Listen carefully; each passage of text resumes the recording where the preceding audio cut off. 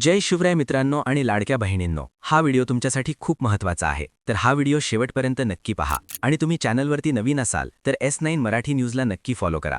मुख्यमंत्री लाडकी बहीण योजना, लाडक्या बहिणींसाठी मोठी खुशखबर. पडताळणी प्रक्रिया सुरू. राज्य सरकारच्या महत्त्वाकांक्षी मुख्यमंत्री लाडकी बहीण योजनेअंतर्गत महिलांसाठी दिलासादायक आणि आनंदाची बातमी समोर आली आहे.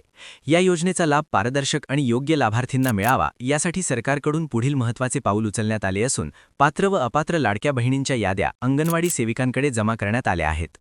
महिला व बालविकास विभागाच्या वतीने ही प्रक्रिया राबवली जात असून योजनेचा गैरवापर टाळण्यासाठी तसेच खऱ्या लाभार्थींना लाभ मिळावा यासाठी घरपोच पडताळणी करण्यात येणार आहे. ज्या महिलांची नावे यादीत आहेत अशा लाडक्या बहिणींच्या घरी प्रत्यक्ष भेट देऊन अंगणवाडी सेविका माहितीची पडताळणी करणार आहेत. या पडताळणी दरम्यान महिलांचे नाव, पत्ता, उत्पन्न निकष, कुटुंबाची माहिती, बँक खात्याची स्थिती तसेच इतर आवश्यक कागदपत्रांची तपासणी केली जाणार आहे. यामध्ये पात्र महिलांना योजनेचा लाभ कायम ठेवण्यात येईल तर निकष पूर्ण न करणाऱ्या महिलांना अपात्र ठरवण्यात येणार आहे. महत्त्वाचे म्हणजे यादीत नाव असलेल्या महिलांनी घाबरून जाण्याचे कोणतेही कारण नाही.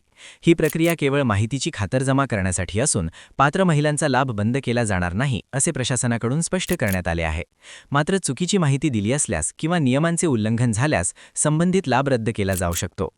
या मोहिमेमुळे ग्रामीण आणि शहरी भागातील महिलांपर्यंत थेट पोहोचता येणार असून अंगणवाडी सेविकांच्या माध्यमातून अचूक माहिती संकलन होणार आहे.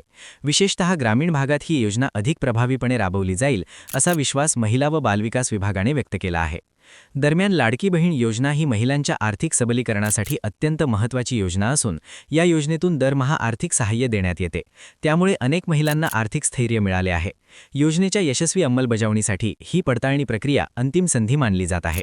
प्रशासनाने महिलांना आवाहन केले आहे की अंगणवाडी सेविका घरी आल्यास आवश्यक कागदपत्रे तयार ठेवावीत आणि सहकार्य करावे. यामुळे प्रक्रिया लवकर पूर्ण होऊन पात्र लाभार्थींना कोणतीही अडचण न होता लाभ मिळत राहील. एकूण